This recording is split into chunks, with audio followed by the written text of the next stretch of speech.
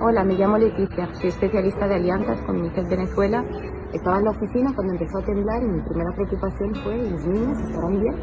Tengo dos niñas pequeñas y ellas estaban en casa.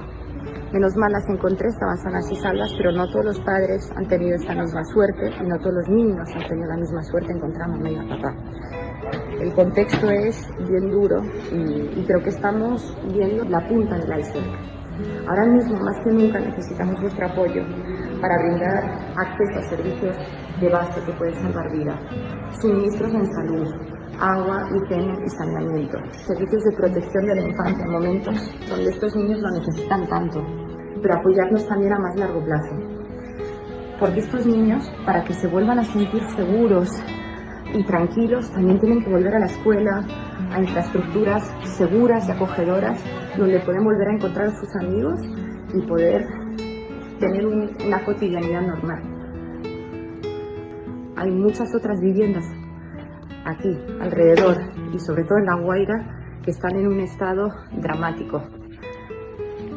Y muchísimas familias que han perdido a sus seres queridos. Ayudadnos, ayudad a los niños que os necesitan tanto en este momento.